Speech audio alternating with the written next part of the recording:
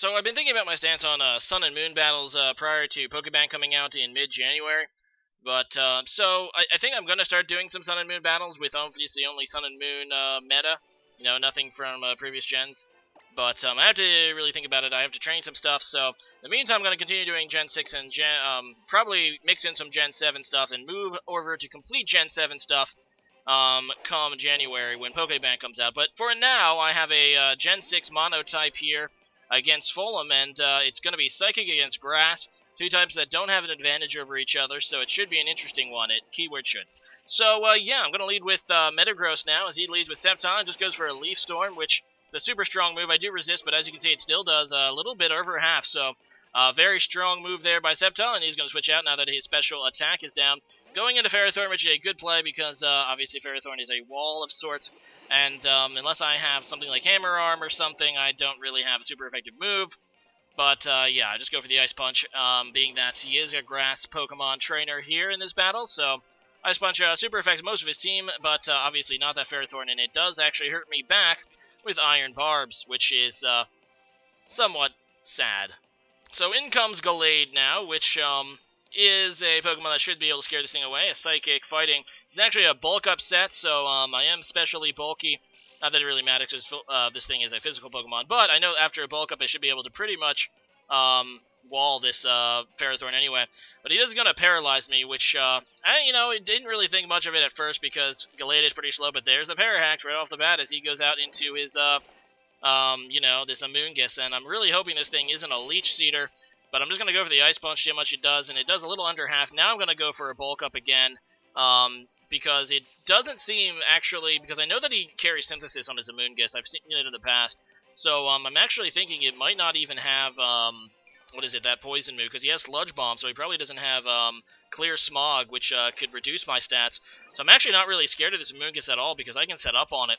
And yeah, I'm just going to go ahead and go for that Bulk Up, and now I'm going to go for another Ice Punch to get damage on the Amoonguss, or whatever he goes into if he wants to switch.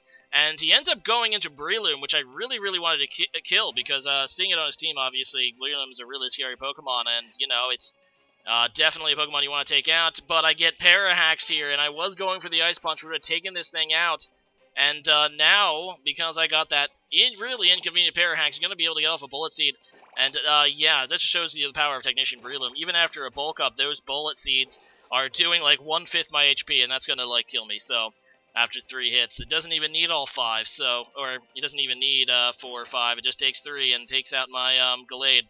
So, yeah, I'm just going to go out into my Latios now as he goes out into his Meganium, which is presumably a special defensive wall.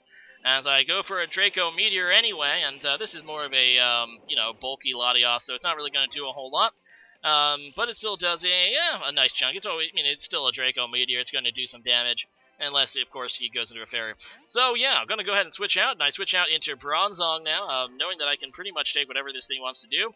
And he does try to go for a Toxic, so there you go. I get off scot-free, and I'm going to go ahead and trade up Stealth Rocks. I already lost Gallade, which is a big problem for me because of the Ferrothorn, obviously. So I'm not really feeling too hot right now, and I'm just going to go ahead and set up the Stealth Rocks to give me maybe a little bit of an edge. He does nothing that's weak to it, but, there's still the damage on Switch End. Punish him a little bit on Switch End, So he goes back into Amoonguss. I switch out. I don't really have a lot to do to this Amoonguss, even though he doesn't really have a lot to do to me either. But he would win ultimately because he has reliable recovery. Either way, I go into Malamar because I know that the Spore is coming. This thing obviously carries Spore. And this is a sleep-talking Malamar. So I decide to go into it and just go for a superpower to get the boost. Looking back on it here, I probably maybe should have rested instead. Because the problem with just taking a sleep, because I was okay with, switching into it because Malamar isn't super bothered by the sleep, being that it is a rest talker. But the problem with taking a sleep instead of the predictable rest is because rest, is always going to be 2 turns, so you can plan around it using Sleep Talk, while Spore is unpredictable, can be anywhere between 2 and 5 turns. So anyway, he goes into Superior now as I'm fast asleep. Gonna go for that Sleep Talk, and I really should start calling it Rest Talk because there's the rest. It seems like every time I want to run a Rest Talker, I get nothing but really lazy, sleepy Pokemon. Oh well, so I'm going to switch out now because I really don't want to take the Leaf Storm on my Malamar. And, I just go into Bronzong due to the resistance, hoping that he doesn't have Hidden Power Fire. He ends up missing the Leaf Storm anyway, so there finally some luck goes in my favor in this battle. as little as it might be, and yeah, he's going to be forced to go into Ferrothorn, I guess maybe predicting this Gyro Ball, or perhaps a Explosion. He probably knows I'm the normal gem Bronzong set I like to use, so yeah, either way, I really can't do much of Ferrothorn with this Bronzong. In fact, I really can't do anything with it. Bronzong is not actually a very good Pokemon to bring. I just kind of brought it for the Stealth Rocks, and maybe that was a mistake. So I go into Malamar again as he goes for the Leech Seed, which is always annoying, and I decide to just stay in and try to burn off another turn of sleep. Like I said, because he spored me, I could wake up this turn 2, but it could be another 3 turns. Actually 4 turns. It could be turn 5. So really unpredictable here. So either way, though, I feel pretty safe. The odds are I'm going to be still asleep this turn, so I'm going to go ahead and Sleep Talk as he goes out into Breloom. Would really like to get damage on this thing, which is super scary. Maybe a superpower, because that's the only thing I mean, I do have Night Slash, but that wouldn't really do much to this thing anyway. But I get a rest off of the Sleep Talk, which is really the last thing you want. And, yeah, that kind of sucks, and I'm going to switch out because I just can't afford to lose Malamar at this point. Because Malamar does have superpower. It's really the only way I have to super affect that Ferrothorn. So I really need to keep it alive. So I go into Bronzong again to take whatever. He ends up going for a Focus Punch, which is a interesting move. I don't really see Focus Punch that much on Technician Brelooms. It's mostly kind of a relic of the subset with Toxic Orb and Poison Heal. So that's somewhat interesting. Either way, I make a dumb play here and I go into Metagross. I know that he had probably Mach Punch. He crits me, but I don't think it mattered. Technician Breloom is really strong with Mach Punch, and kind of just derped there. I really should have just went regular Alakazam. That was Mega Metagross. I would have had at least Metagross left, so that was a definite misplay on my part. I was getting frustrated, I think. I just wanted to kill this thing. I really should have just went into this, and as you can see, I can take a Mach Punch. Even though Alakazam is made of paper, the resistance just helped me live. As you can see, look at that damage, though. It would have one-shot Alakazam. A Mach Punch would have one-shot this thing if it didn't have that resist. But I'm able to take it out, which is nice. He goes into Sceptile. I am a Life Orb Alakazam with Magikarp, so I can do a lot of damage with Psychic. As you can see, I one-shot the Sceptile, which is really awesome. Now he goes into Ferrothorn here, hoping I don't have Focus Blast, and I don't. So I switch out. I really probably should carry Focus Blast on that Alakazam, but I do not. It's actually a Charge Beaming set, which is a set that kind of needs to set up. In fact, I shouldn't have even brought it because I knew ahead of time that it was going to be Psychic versus Grass, and I shouldn't have brought that set because obviously all Grass types resist Electric, so that was kind of stupid on my part. Oh well, so Malamar is still fast asleep here, and I'm actually predicting that I'd wake up there. I was at least hoping I would, so I can get off a superpower before he Gyro Balls me. And now I need to wake up or I'm dead and rest again, so if I don't wake up here, I'm pretty much screwed. I need to get off a rest this turn, and thankfully I do wake up this turn, which I believe is turn 4. So, yeah, it's actually a low end. Could have been only one more turn. So, yeah, that's not great. And, yeah, I'm going to go ahead and take the Gyro Ball, and I am asleep, and I'm going to continue to try to Sleep Talk. I have to get, a move eventually. I'd even take a Night Slash at this point. Actually, no, that would be bad because I would just take damage. I'm really hoping for a superpower. And I get another rest. And he goes going for the Power Whip all of a sudden, which I'm not really sure why. I kind of would think that Gyro Ball's stronger in this situation. Then again, Power Whip is pretty strong. But it also can miss. And as you can see, it did help me there because it actually saved me a turn. But there you go. Doesn't really save me a turn after all because I end up getting the rest again.